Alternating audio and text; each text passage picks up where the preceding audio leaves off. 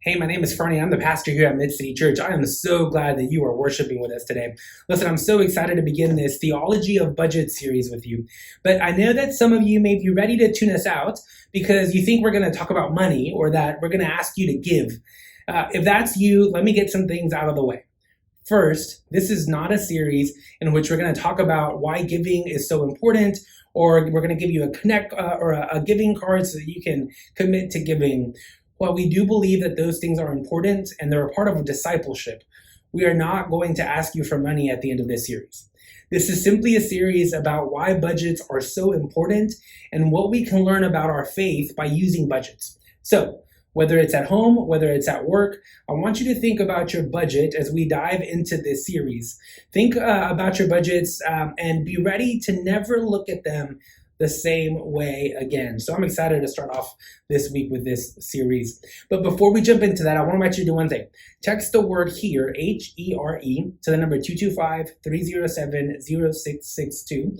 You'll get a text message back with two links. One will be the connect card, and that we want to know who's worshiping with us, so fill that out. And the second one is to a giving page. We want to ask you to consider giving to God's mission through Mid-City Church, and you can do that by clicking on that link, and it'll take you to our giving page. I'm excited to start this new series. I'm excited to have these conversations with you, and I'm excited for the conversations you're going to have with your small groups, with your neighbors, with your friends, with your coworkers about this series. So as we get ready, you get ready, because worship begins now.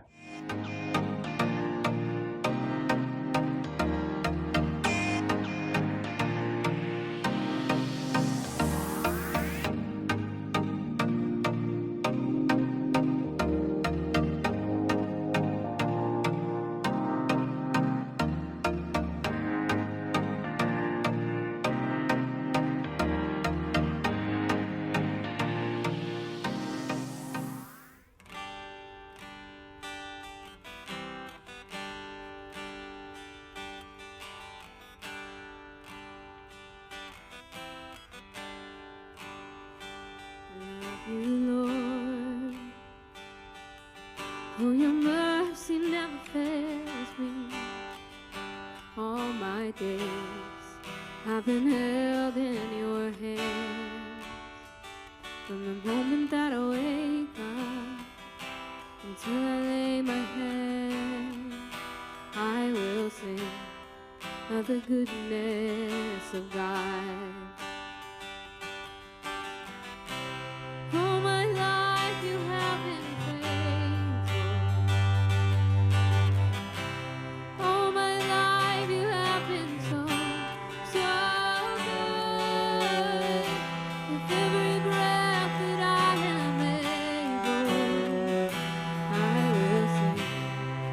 the goodness of God. I love your voice.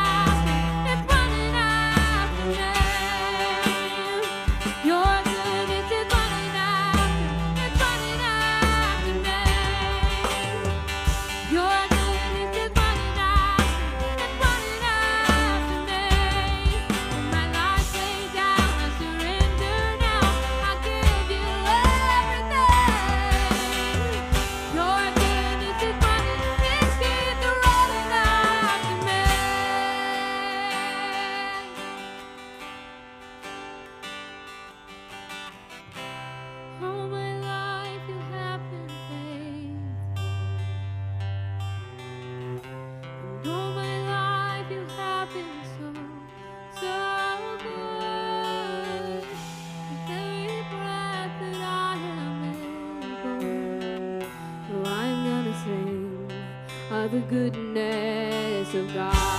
I'm gonna say, all my life you have been faithful, and all my life you have been so, so good. With every breath that I am able, oh, I'm gonna sing of the goodness of God. Oh, I'm gonna sing of the goodness of God. I'm gonna sing of the goodness of God.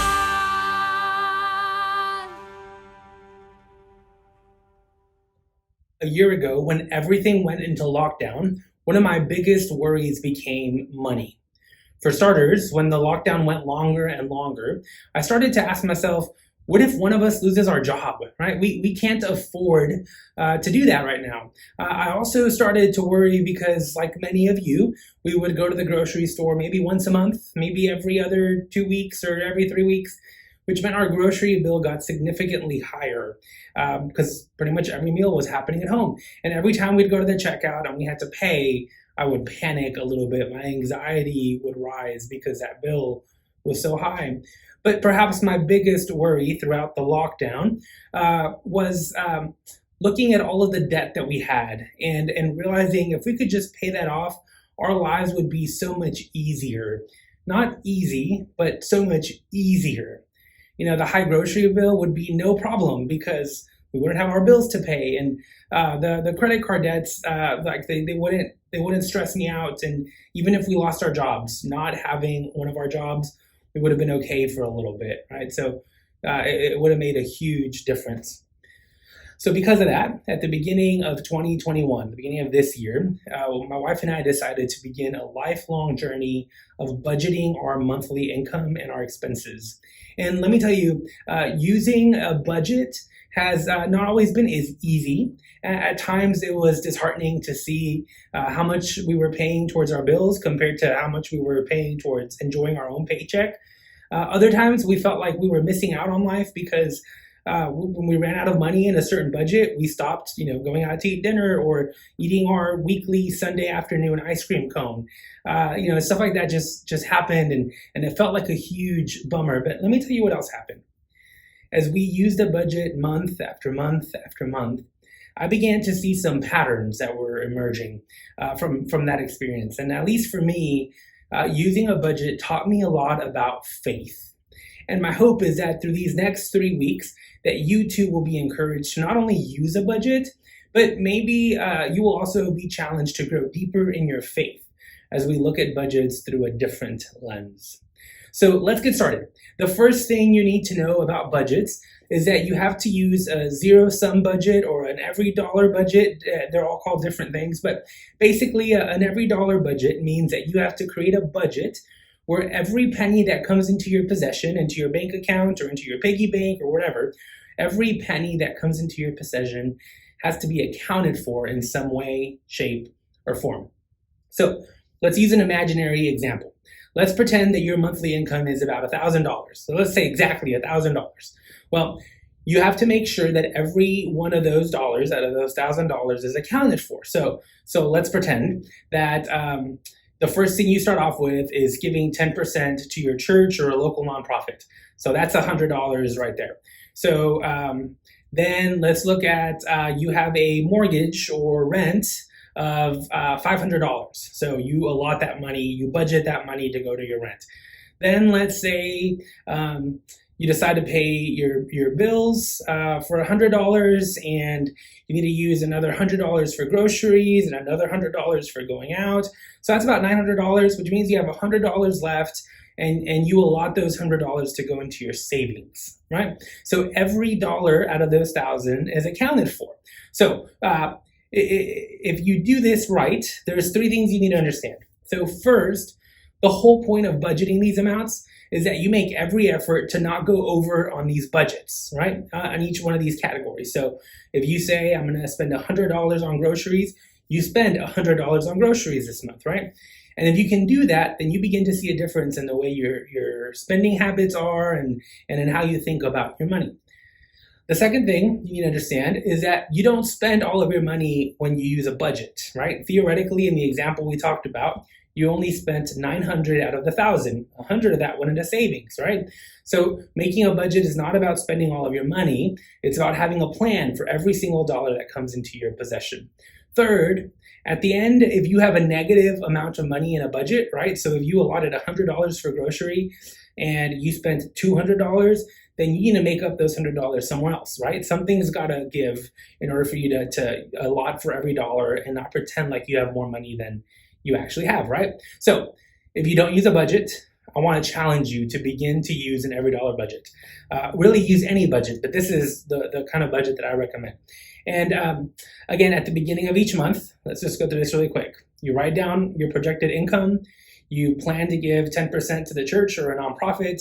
You deduct all of your expected and potential expenses, and then you figure out what you're left with, and you decide whether to put that into savings or retirement or whatever it is that you decide to do with that. Now look, I need you to hear me before you get started with a budget. This will not be easy, at least not at first. My wife and I have been doing this for about 9 months now, and it still isn't easy. And even though we've gotten way better at creating our budgets, we have made a lot of mistakes along the way. I remember 2 weeks after we made our very first budget, we had already gone over on our eating out budget, right? So for the rest of the month, we had to eat at home, and we had to make meals at home and eat the same thing multiple days a week because we didn't budget correctly. There was another month when we thought we had money in our budget to buy new clothes. But when we looked closer at our budget, we realized that we had spent too much on vacation. So we had to cut back in other budgets, right? Doing budgets, especially doing budgets for the very first time, is not easy. But let me tell you what I've learned as I've gotten better at using budgets. You are going to mess up. You're probably not going to get it right, at least not the first time, probably ever. I think my wife and I are yet to have a perfect budget where we spend exactly what we plan to spend in our budget, right? And that's okay. When you make a mistake on your budget, you simply have to do 4 things. You have to acknowledge your mistakes. You have to fix what you can. You have to learn from what you can't, and then try better next month. That's all you do, right? You do the best you can, and then you acknowledge your mistakes. You fix what you can fix. You learn from what you can't fix, and then you just try better next time. Now, here's the thing. Maybe this isn't true just of budgets. I want you to think about that. Maybe these 4 things aren't just true about budgets. Maybe that's what God says to you and I when we mess up. Maybe when we don't get things right, when we make mistakes, maybe God looks at you and I and says, okay, acknowledge your mistakes, fix what you can, learn from what you can't, and then try better next time. See, I'm convinced that God does not expect perfection from me. It'd be nice, and in the United Methodist Church, we believe in striving for Christian perfection, and John Wesley, the founder of Methodism, would say we can attain that. But the reality is that we fall short every single day, right? But despite falling short every single day, we have to strive for perfection, because when we strive for it and fall short of it, we can look at our lives, we can acknowledge our lives and say, okay, I messed up. Let's acknowledge my mistakes. Let me fix what I can. Let me learn from what I can't. And let me do better next time. And the only way we can assess that is if we're striving for something, which in this case is perfection. Now look, we know what striving for perfection looks like in a budget, right? It's to guess exactly how much you're going to spend in every category. And like we said, it's nearly impossible to do that, right? To get it right down to the very penny. But what does perfection look like in our everyday lives? What does it look like to strive for perfection in real life? Well, for some, striving for perfection means that we seek to love God with all our heart, all our mind, and all of our soul. Others would argue that living out the fruit of the Spirit that Paul talks about in Galatians chapter 5 is striving for perfection, right? So people argue that perfection means living out of love and joy and peace and kindness and goodness and faithfulness and gentleness and self-control. Others would argue that striving for perfection is to avoid the 7 deadly sins at all costs, right? Let me give you my example, my definition of striving for perfection. For me, Striving for perfection means that we strive to live the way of Jesus. It means to respond to the world just as Jesus would respond to the world. Now, let's have a moment of honesty. Based on all of these definitions, the reality is that just as we won't always get our budgets right, we won't always strive for perfection. I mean, we might strive for it, but we won't live up to those standards, right? We're not perfect. We get angry. We get disappointed. We lose patience. We sin. We don't always respond the way Jesus responds to this world, which means that we're going to fall short of it. And if that's the case, then we're left with one of two options. Either we acknowledge our mistakes, we fix what we can, we learn from what we can't, and we try to do better next time, or we just give up and we live with the guilt and shame that comes from our mistakes. And, let's be honest. Some of you, and I'll include myself in that, we know what it's like to live with guilt and shame from the mistakes in our lives. I'll own it. I struggle with that too, but here's the deal. Just like we would never give up on our budgets, right? Just like we would never settle for living in debt the rest of our lives and not being able to enjoy our own paychecks, we can't settle for a life of mistakes, right? We cannot give up on striving for perfection and allow ourselves to just live with guilt and shame all the time. Living that way is simply not an option. In Psalm 32, the psalmist says this: "Happy are those whose transgression is forgiven, whose sin is covered. Happy are those whom the Lord imputes no iniquity, and in whose spirit there is no deceit." Now, let's dive into this because there is some really good stuff in here. We get the sense by reading this that the author made some mistakes along the way, and he's now carrying some guilt and possibly even some shame from it. And we know this because we get the sense that there's a little bit of jealousy towards other people, right? Because he says this, he says, happy are those whose transgressions are forgiven, right? Other people's transgressions are forgiven, not mine. Whose sin is covered, right? We get the sense his sins maybe aren't covered. Whom the Lord imputes no iniquity, right? Like other people have received this, but he has not. Now, before we keep going, let's talk about these three words in this text because the author uses some really important words. He uses the word sin, transgression, and iniquity. Now, sin, the old Greek word for sin, the original Greek word for sin, means to miss the mark. So if we were striving for perfection and we fall short of perfection, then we would say we missed the mark, we sinned. The second word he uses, transgression, means a willful rebellion or disobedience, right? So there was something that he did that he knew he shouldn't have done, but he did it anyway. Paul talks about this all the time. The third word that's used is the word iniquity, which is basically the realization that there were some destructive effects that came from him missing the mark, right? In other words, people were hurt by his mistakes, right? So let's look at these three words within the context of this text. He says, "Then I acknowledged my sin to you." Right? He says, God, I acknowledge that I missed the mark. And then he says, and I did not hide my iniquity. He's basically saying, I don't hide the fact that people were hurt by my decisions, God. He says, and I will confess my transgressions to the Lord. He says, God, I confess that I knew better and that I still made these mistakes. And then he says something really powerful. He says, you forgave the guilt of my sin. In other words, he says God not only forgave him for his mistakes, God took away any guilt and shame he was carrying because of those mistakes. See, in this life, when we mess up and we acknowledge our sin, and when we do not hide our iniquity, when we confess our transgressions to God, I really do believe that God looks at us and says, you're forgiven. Now fix what you can, learn from what you can't, and strive to do better next time.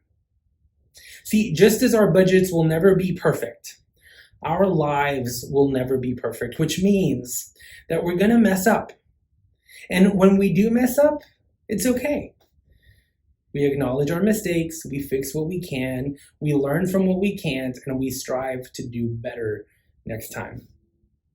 And I'm convinced that eventually, both in life and in our budgets, it will become a lot easier to do better every single day.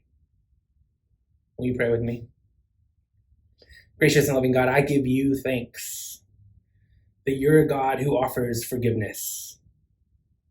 So God, when we don't get things right, you look at us and you tell us to just learn from them and to grow from them and to seek to do better next time. Because after all, we are forgiven.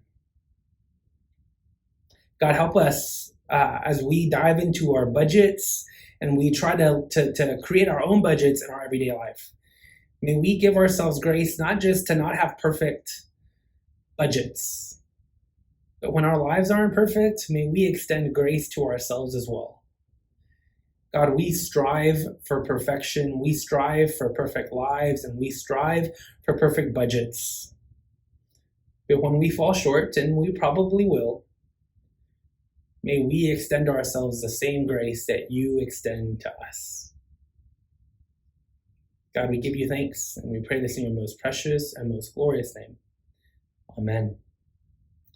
I want to thank you for joining us. I hope that you will enjoy this 3-week series on the theology of budgets. And so if you want to go a little bit deeper into this first week of offering ourselves forgiveness when our budgets aren't perfect, then I want you to text the word GROW, GROW, to the number 225-307-0662. You'll get a text message to a home sheet, and that is going to include the scriptures that we talked about today. It's going to include some questions to think about and a plan of action to how to create your own budgets and how to live that out this week and what it applies in your life. So I really want to encourage you to do that. Again, it's text the word GROW, GROW, to the number 225-307-0662. Well, I want to thank you for joining us. And remember, I love you, God loves you, and there's nothing you can do about it. I'll see you next week.